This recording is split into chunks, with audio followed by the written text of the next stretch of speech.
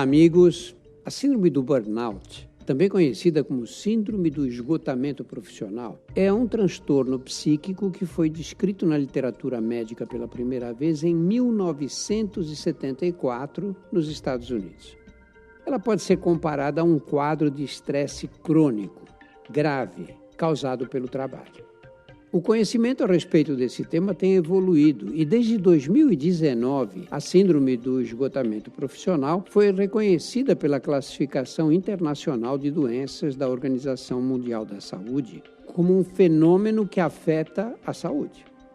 De acordo com a Associação Internacional de Manejo do Estresse, no Brasil, 72% das pessoas que estão no mercado de trabalho sofrem de alguma sequela ocasionada pelo estresse. Cerca de 20 mil brasileiros anualmente precisam de afastamento médico por doenças mentais relacionadas ao trabalho, mas muitos seguem trabalhando por medo do desemprego, mesmo enfrentando níveis exacerbados de estresse. Se você estiver sentindo os sintomas da síndrome de burnout, procure uma psicoterapeuta ou psiquiatra.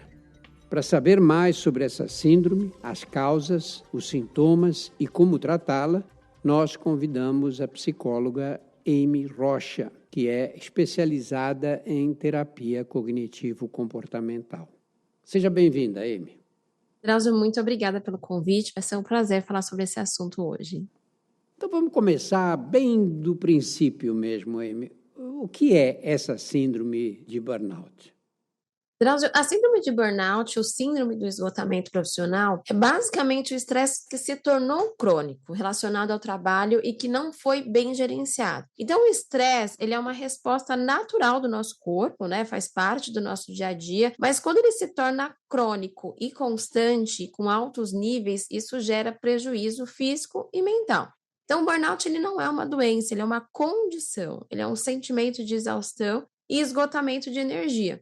Ele afeta o funcionamento da pessoa de forma global e geralmente é subdiagnosticado, justamente porque os sintomas do burnout eles podem ser facilmente confundidos com outros aspectos. Então, por isso que é importante a gente ter clareza se é estresse, se é crônico e se advém do trabalho. E quais são as causas mesmo do aparecimento da síndrome? A atual configuração do mundo do trabalho, essa instabilidade que a gente tem, o aumento das horas de trabalho, tudo isso são componentes que podem levar a pessoa à exaustão. Então, o primeiro fator é o excesso de trabalho, não só necessariamente a demanda, mas a quantidade de tempo que a pessoa fica conectada com o trabalho. Infelizmente, e já não é de hoje, as linhas que dividem o trabalho, família e lazer, elas estão cada vez mais desfocadas. Outro fator também é que a gente tem uma necessidade de aprimoramento contínuo. Isso é legal, é importante para o autodesenvolvimento da pessoa, mas é como se a pessoa nunca chegasse num ponto suficiente. E essa insuficiência, ela também é desgastante. Além disso, a gente tem a personalidade da pessoa que pode influenciar. Então, a baixa tolerância à frustração, baixa assertividade. Aliás, isso é algo que a gente ensina na terapia, como comunicar suas necessidades, seus limites e até a vontade de crescimento, né? E a pessoa pode ter tendência à evitação de conflito. Ademais, né, de tudo isso, trabalhar com parceiros muito críticos também é uma dificuldade, ter pouca autonomia no trabalho e falta de reconhecimento. Então, tem a questão da personalidade, questões genéticas e questões ambientais. E o comportamento da pessoa pode levar ela a desenvolver o estresse crônico. Amy, a síndrome só se refere aos casos que ocorrem no trabalho ou na rotina pessoal, na rotina de vida, ela pode acontecer também, nos afazeres diários? O termo específico de síndrome de burnout ela é específica para a relação do trabalho, mas a questão do esgotamento a gente pode ver em várias situações. Hoje a gente também fala muito sobre o burnout materno, né, de mães que estão esgotadas por conta de tarefas de casa, tarefas de trabalho e também ter que cuidar dos filhos. A gente pode usar o termo esgotamento, sim, para várias situações, né? Pensando que várias situações podem trazer estresse, mas síndrome de burnout é específica para relações de trabalho. Por exemplo, uma mulher que acabou de dar à luz, que tem uma criança, um bebê, que mama de 3 em 3 horas. E aí ela dá de mamar, ela espera um pouco, ela troca as fraldas, e aí ela tenta dormir no intervalo. Mas daqui a pouco o bebê acorda com fome outra vez. E muitas dessas mulheres têm sinais visíveis de esgotamento, não é? Não conseguem dormir, tem todo o cuidado com o bebê que estressa, não é? Isso não é chamado de síndrome de burnout. Não, a gente não chama de síndrome de burnout, mas claramente a pessoa está numa situação de um índice elevado de estresse. Com certeza, isso deve ser levado em consideração. O ambiente que ela está e o dia a dia dela, né? Mas a gente não chama de síndrome de burnout, porque essa conjuntura que a gente chama é especificamente para o ambiente de trabalho mesmo. Então, se é especificamente para o ambiente de trabalho, quais são as profissões que correm mais riscos de desenvolver a síndrome? Hoje a gente sabe que quanto maior contato com pessoas e aumento de responsabilidade, maior a probabilidade da pessoa desenvolver o burnout. Então, médicos, enfermeiros, bombeiros, psicólogos, até atletas profissionais podem desenvolver o burnout. Aliás, foi com estudos com enfermeiros que começaram os primeiros diagnósticos de burnout, porque eles lidam com vida e morte diariamente, mas isso não é determinante. Então, pessoas que lidam com máquinas podem ter burnout por conta da repetição, da pressão, da falta de contato com pessoas, né, que é extremamente ao contrário, a falta de perspectiva. Então, tem algumas profissões, sim, que têm mais chance de desenvolver o burnout, mas isso não descarta nenhuma outra. Você não tem um exame laboratorial para diagnosticar ou para confirmar a síndrome, né? Vocês, psicólogas e psiquiatras, se baseiam nos sintomas. E quais são os sintomas que caracterizam a síndrome? Drauzio, a gente separa os sintomas para ficar de uma forma mais didática, tá? Porém, não são só esses. Então, a gente vai dividir aqui como sintomas fisiológicos, emocionais e de comportamento. Os fisiológicos são dores de cabeça, distúrbio do sono, distúrbio intestinal, que é o famoso piriri, a falta de foco, o apagão, que muita gente relata, né? Tá ali escrevendo e-mail e de repente, nossa, o que eu estava escrevendo? Nem lembra, né, do que você estava escrevendo. A falta de energia também é que a pessoa sente.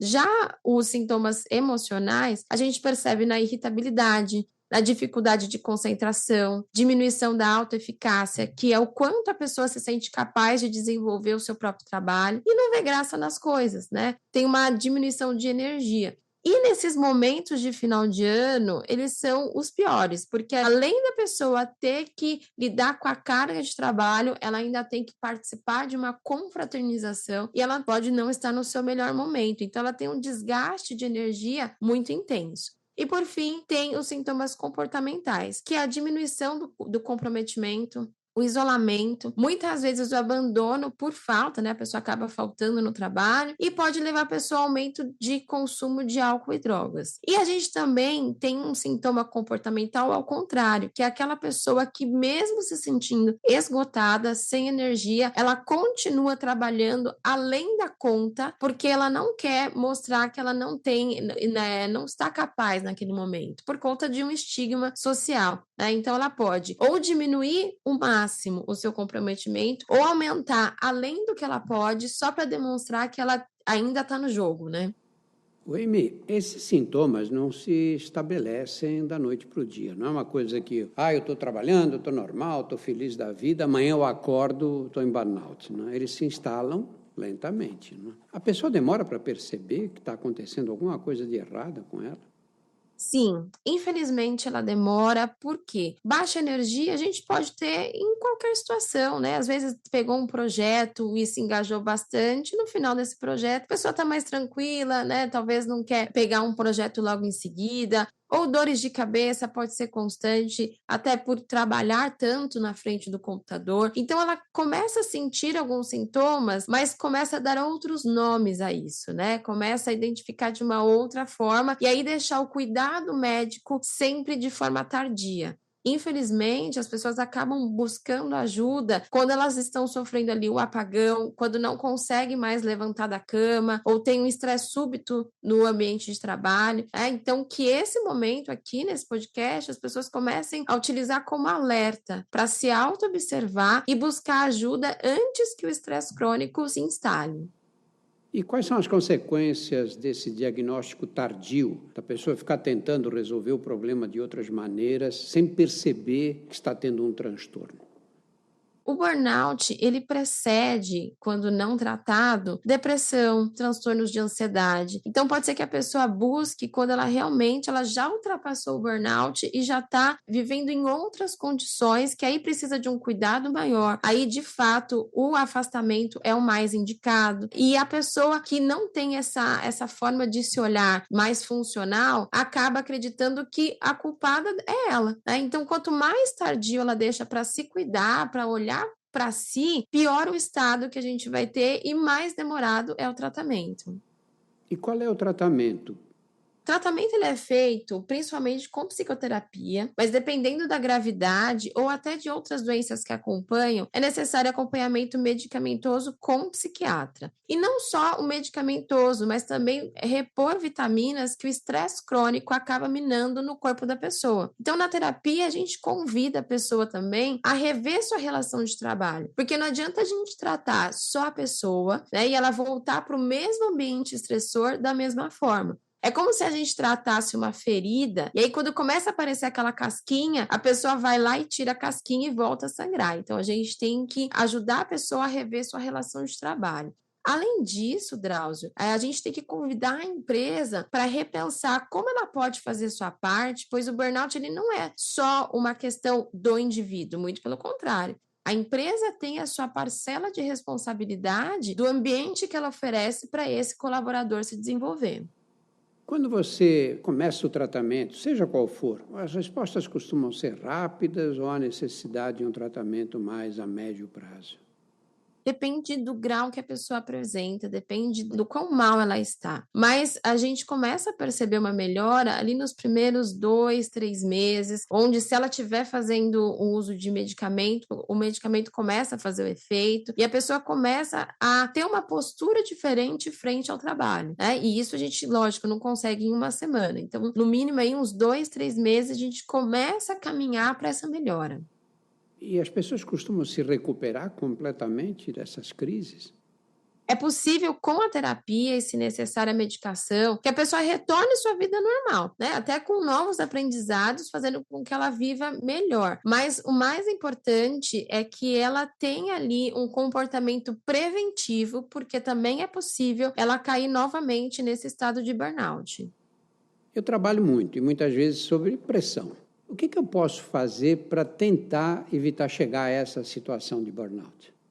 Estabelecer uma relação com o seu trabalho de forma saudável, entendendo os seus limites. E como o burnout, ele é o estresse crônico e o estresse também faz parte do nosso dia a dia, é incluir momentos de relaxamento, momentos ali de descompressão para equilibrar estresse e relaxamento, estresse e relaxamento. Porque o estresse, ele faz parte do nosso modo de viver. A gente, talvez um pouco mais estressado, consiga correr um pouco mais, né? Então, faz parte do nosso organismo. Mas ele só é efetivo quando a gente equilibra com momentos de relaxamento também. Então, pensar na sua forma de trabalho como uma parte da sua vida e não como a sua vida, que você só é o seu trabalho. E equilibrar a sua vida pessoal, equilibrar momentos que você não está trabalhando, mas está se divertindo, está adquirindo conhecimento, para que esse estresse não chegue a níveis que possa chegar à cronificação, que a gente diz.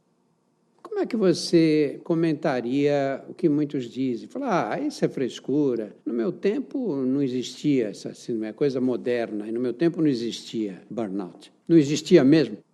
Algumas coisas são inerentes ao mundo moderno, né? Então, pode ser que o estresse em grandes níveis e de forma crônica, ele já existisse, sim, em várias das profissões. Então, como a gente diz, a enfermagem, por exemplo, a medicina, são profissões muito antigas e que têm ali o mesmo core, elas continuam cuidando de vidas e lidando com vida e morte todos os dias. Mas a pressão do mundo atual também, a instabilidade do mundo atual, hoje a gente tem uma interferência política também muito grande, que antes muitas pessoas nem prestavam atenção. E isso gera instabilidade, tanto na sociedade como no nosso emocional. Então, a gente pode dizer, sim, que o burnout é uma condição do mundo moderno, mas é algo que, de fato, a gente tem que prestar atenção, sim. A gente tem que se debruçar, tanto nós profissionais, para estudá-la cada vez mais, como as pessoas olharem para si e saberem que elas podem estar propensas a uma situação dessa. Então, a gente pode relacionar com uma situação do mundo moderno, sim, mas que, de fato, precisa da nossa atenção.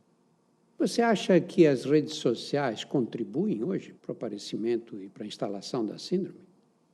Elas podem contribuir, porque as redes sociais é algo que eu uso bastante para trabalho, mas se a gente não tiver uma dosagem ali do tempo que assim, a gente se dispõe às redes sociais, a gente pode acabar se comparando, pode acabar achando que a gente não está fazendo o suficiente e querer fazer muito mais do que a nossa capacidade no momento. Então, de fato, as redes sociais, eu costumo utilizar aqui um exemplo como uma faca. A faca você pode usar para cortar um frango para você comer, como você pode usar para matar uma pessoa. A rede social é o mesmo, você pode usar a trabalho, mas você pode usar também para se comparar, para achar que você não está fazendo o suficiente e ali se diminuir, querer correr atrás do prejuízo, entre aspas, e fazer além do que o nosso corpo pode. Então, ele pode ser usado de uma forma ruim, sim.